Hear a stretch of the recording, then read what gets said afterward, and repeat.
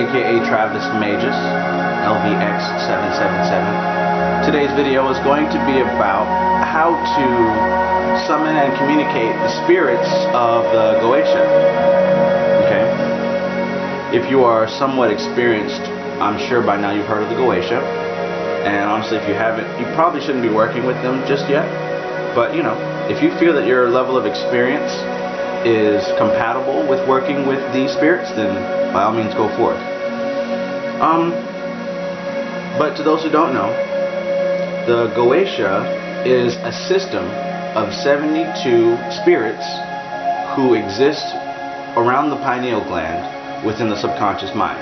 And each one of these 72 spirits correspond with a certain result. There's a spirit that deals with procuring love. There's a spirit that deals with procuring wealth, some for warfare, all kinds of different attributes, aims, and goals these all have. Why would you need to use them? Well, obviously, if you have a desire for one of these certain things, this spirit can work with you and for you to go out and procure specified results. I've had much success with the Goetia, not really at first, but through different methods that I've tried, I've learned how to really get a grasp and utilize these spirits. Now, there is a system that's been mapped out, and it involves long rituals and ceremonies and tools, and it also involves the attitude of binding these spirits, coming at a more dominant type of aggressive nature towards them, and pretty much demanding that they do certain things for you, commanding them, threatening them, right, with the name of God. I didn't find that very useful for me. Since before I've studied and I've communicated with angels and demons, you know, in my youth, it's always been from a point of view of a friendly kind of camaraderie type of attitude. Never one of a, you will obey me because I am the living God. No, you should understand and know that they will obey you because you are the living God. You are above them. But really, it's like dealing with people. You know, if you have a higher rank than somebody, it's not going to be looked upon the best if you're coming at somebody pulling rank all the time, demanding. It's better if you kind of work, you know, seeing people eye to eye and working together. Works better that way. And also cause and effect. That which you put out is what you're going to receive. It's going to affect your results.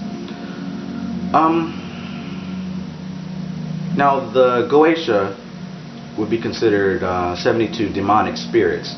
There's also a corresponding system of 72 angelic spirits. That's called the Shimham Mepharash. And honestly, this deals with duality.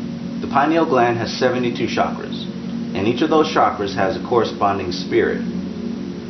There's one for the demonic energy, and there's one for the angelic energy. Now, that doesn't mean good and evil. We talked before about good and evil. It doesn't exist. Good and evil is simply cause and effect. It all depends on your intention. Okay? But yeah, just different results depending on which one you're dealing with. But mainly it depends on the operator, on the magician, on the occultist. That's what it depends on. In the Keys of Solomon, the Lemegeton, and all the books that actually have where the Goetia originates, where it's first been documented, it has a system of using the Triangle of Art and using Michael, as your guardian, and you command the spirits to appear in this imprisoned triangle, and you basically force them to do what you need them to do. I don't work that way. Okay, I understand who I am and where I stand in the spiritual world, and I don't need all that. I don't need all that. I come in with the attitude that the spirits are going to work with me because I respect them, and I'm not afraid of them. So you won't hear me talk about any of that stuff. I will make a series on spiritual protection, psychic self-defense, but for right now we're going to come with the attitude that we are protected by our own energy, that we are powerful enough that we don't need all that. So anyways, what I do to summon the Goetia spirits is I have a basic setup like I showed you in the previous video. I do use a set of 3 candles. I think I mentioned that before. This is one of those instances where I would use the 3 candles. I use a candle for air, for earth, and for fire. And really it depends on the spirit that you're working with. You want to not use the candle element corresponding with the demon that you're summoning. For example, if it's a spirit of water, you don't want to use the water candle. If it's a spirit of fire, you don't want to use the fire candle. You use the other 3, air, earth, and water. And yeah, of course I have incense. And the way that I set it up is I go into a meditative state.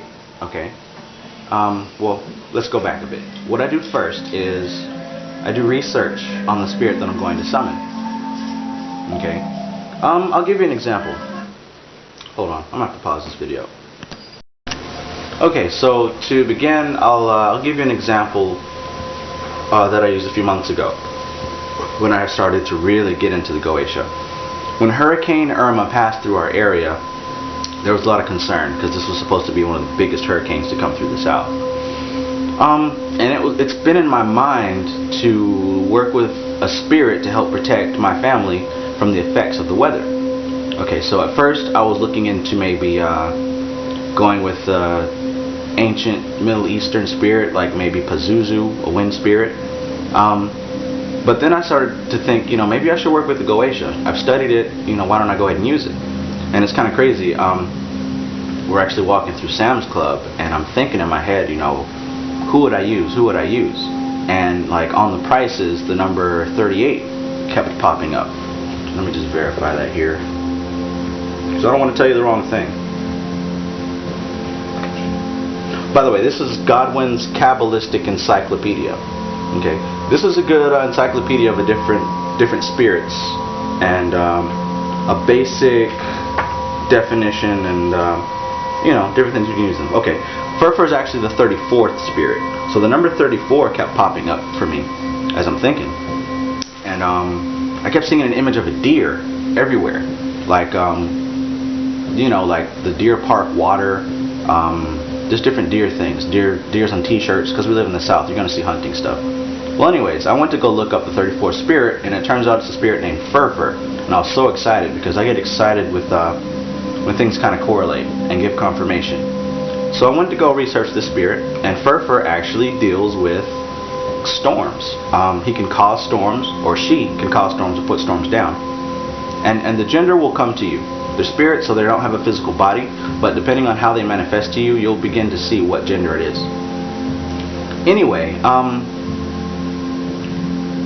to summon the spirit, I drew the sigil. I have cardboard. I just store up cardboard because that's what I use. And I use red marker, and I drew the sigil, and I lit the corresponding candle. Since this is a spirit of air, I lit earth, fire, and water, and I would focus on the sigil. I'd also have a candle burning, because a candle helps you get into alpha state when you stare at the flame.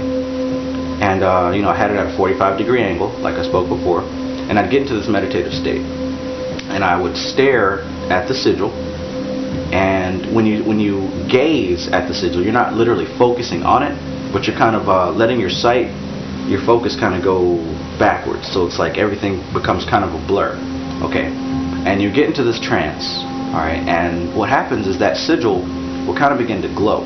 I mean, I know it sounds weird, but you just kind of open yourself up to the vibrations, to the energy of this spirit.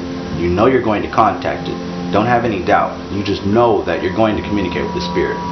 And Furfur began to manifest to me. And Furfur told me, what I require is a sacrifice of wheat, oats, and barley, and honey. And he basically told me to draw his sigil and place the sacrifice on the sigil. Thanks, Maxine. And place that sigil into the forest, because it is a nature spirit. So I drew this. I painted the sigil, actually, for that one. I painted it with red paint, and I had honey bunches of oats, which actually has all those ingredients that he requested, and I drizzled honey all over it, and I placed it into the woods. I did that for about a week, and interestingly enough, the dates that Furfur correspond with are the same dates that the hurricane was supposed to pass through my city. That was really cool. And long story short, the hurricane affected a lot of places. Power went out, places were flooded, trees fell on homes. But where I was, there was no ill effects whatsoever. I mean, we pretty much had a party. We had cookout, we had, you know, family, alcohol, just a good time, hanging out. You know, nobody was afraid, nobody got hurt. And I know for a fact it has to do with the spirit Furfur protecting us. Okay. But yeah, that's just an example of what you can use the Goetia spirits for. Okay, you have an intent, you have a purpose, you do a meditative trance to communicate and contact that spirit, and you let the spirit tell you how it's going to answer your question. Don't doubt it, just listen, You're getting a communication, so there's no reason to really doubt it. It can come through dreams, it can come from you just being out and about, and you'll start seeing symbols like I was seeing the number 34, I was seeing deers pop up. All these things correspond with the spirit. That's why you have to research this spirit and see what type of things it corresponds with. Because each one of those Goetia spirits have different correspondences. Be it animals, be it metals, elements, whatever. It's all about symbology, and this is how you're communicating with the subconscious mind. And I'll tell you a secret. These spirits do exist, but they don't exist as separate entities. They are a part of your mind. They're a part of your subconscious mind. Each one of these 72 powers are your powers. You have control over the weather. You have the ability to produce wealth. You have the ability to attract love and attract prestige and all these different things. But what it is that to the subconscious mind, the way that you activate it is through symbols. You can't use your conscious mind to just tell yourself, oh, we're going to do this. You speak through symbology. That's what the subconscious mind understands. So doing the rituals and believing in the rituals will convince your subconscious mind that it's true and that it works, and you'll begin to see effects in real life. Because the ritual is a cause, and every cause has an effect. And if you believe it without a doubt, which you should, because you are divine and everything you do is perfect, if you believe it without a doubt, it will come to pass. Okay, I've used these spirits for virtually anything that I was lacking in, and they have always come through. So that's just the basic gist of it. You want to do practice, okay? And research is crucial. Don't just turn off this video and think you know what to do. Go find the spirit you want. You know, buy a book like Godwin's Kabbalistic Encyclopedia. Go look through Google on Goetia spirits, because there's lots of people who have detailed their correspondences and things like that. Also the appearance. In the book you'll see them as this crazy grotesque creature, but they can manifest to you in different ways. In its human form, Furfur appeared to me as a female, a very attractive blonde female. And it began to speak to me that way too. So the ritual for me, it kind of goes on for a period of time. Once I summon the spirit, it will keep appearing to me at different times and communicating with me. And then once it's all said and done, once you get the result, you do another, what I do is another ritual to thank the spirit, give it appreciation, maybe a final sacrifice, and then send it on its way. Also, when you're doing the ritual, you want to dispose of the sigil when it's finished and don't think about it anymore. So for example, when I did the initial summoning, I painted the symbol, and when the ritual was done, I discarded of it. And what that does is takes your focus off of the subject at hand. And since you're no longer focusing on it, it's no longer in the particle world, it returns to the wave world, okay, dealing with the quantum physics. It's either particle or wave. And the difference depends on your perception, your focus. If I'm looking right now at this camera, the camera exists. If I'm not looking at it, it's a thought, it's a wave, it's in my mind. Okay. That's why it's important to really do some prerequisitive research before really jumping head first into the rituals. I recommend doing research on the elements and what different attributes each element has: fire, water, earth, and air. Because depending on the spirit, you can really tell what element it's associated with. A spirit dealing with love is going to be associated with water. A spirit that has to do with like giving you more intelligence or more help with your spiritual practice, that's air. A spirit dealing with finance and wisdom and fortune, good luck, that has to do with earth. A spirit dealing with energy or maybe getting vengeance or attack or anything like that, that has to do with fire. Okay, so you also want to do some research on the zodiac, the 12 different signs of the zodiac and what their attributes are.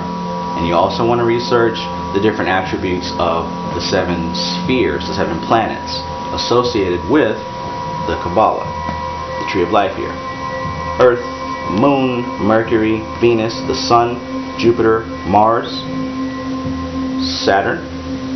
This is the constellation of the stars, the zodiac. And of course, this is Kether, the crown, the heaven realm. You don't really, this is the goal. You're not really going to be able to pull much down from here. But anyways, do research on those things, on the Kabbalah tree of life, on the zodiac, on the 4 elements, and also on the 72 spirits of the Goetia. That's a good place to start. Here again we have the tree of life, and I will speak on that in the future. So yeah, that's a good system to go through to get results and really practice and see what it means to really summon spirits. Another good one to go through is the 50 names of Marduk and the Necronomicon. This here. And essentially any grimoire that has a list of spirits you can use.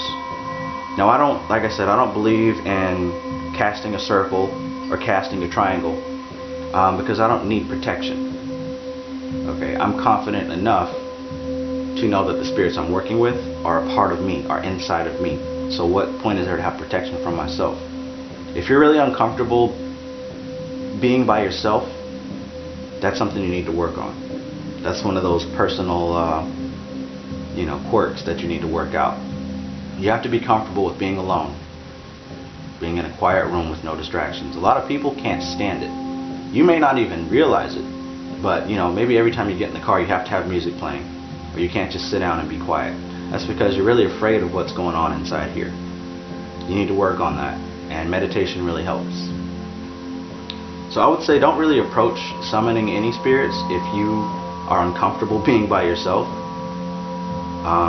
If you're afraid of this thing, don't touch it. But if you realize and recognize that you are divine and all this stuff is coming from within, it's all a part of you. Even when you feel the energy, even when dealing with the Necronomicon, you're going to feel a very dark and heavy presence. It's still a part of you. It's still a part of you. There's nothing to be afraid of. These demonic spirits, it's not called that because they come from hell and they're here to torture and kill. Demon comes from the word daemon, which means genius. It means an intelligence, a very profound intelligence that has its own personality. It's a part of you. It's your higher self. Even angel, it's the same thing. Angel means messenger. It comes from a Hebrew word that means messenger. All these things are corresponding with energy that we've given personalities to. Your mind is like a sponge, and you can attract and filter through different energies. Okay, the world is composed of just layers of energy, and here you are floating in between all these layers of energy, depending on what your magnetic focus attracts. If you're thinking broke and beat down thoughts, you're going to attract broken, beat down energy. If you truly believe that you are wealthy and you deserve the best, that's what you get. So again, I say, if you're not comfortable with yourself, if you haven't really done the work to understand that you're not your emotions, that you're not your situation, that you're not your physical body, that you are a divine being, and you are experiencing life, that you are not this flesh, but you are observing through the flesh. If you don't understand that yet, don't touch it. Work on that though, work on it. That's part of the process, okay? The end result is not, to make a YouTube video and tell the world about how awesome you are. The end result is to really gain control and mastery over your mind, to gain access over the subconscious mind, to gain communion, to marry with both halves of your brain together to work as one, so that you're in control of your reality and not somebody else. All these distractions and advertisements are putting thoughts into your head and that's causing you to go in a certain direction that you don't want to go to. You know, you didn't want a McDonald's hamburger until you saw the commercial. You didn't want a Snickers bar until you saw that ad. So what this is about gaining control over yourself so you can decide where you're going to go. We got to realize that everything that happens to us is in some way, shape, or form caused by our actions. Everything is cause and effect. So whatever is going on in your life, it stems from thoughts that you've had in the past. I've been wanting to do this video series for years. Right? This didn't just happen. And I'm sure whatever you've got going on in your life, you've been thinking about it for some time. So yeah, that's just my my little video on summoning the spirits of the Goetia. I will go into more detail later, but I had somebody ask in a comment about how to communicate with these spirits, and that's the basic version. You don't need to do all that ritual stuff. All you need is to have confidence and to have the extrasensory perception to listen and hear and feel the energy. Now there can be physical manifestations, but don't focus on that. Focus on the energy. That's way more important than actually seeing the spirit. So, peace.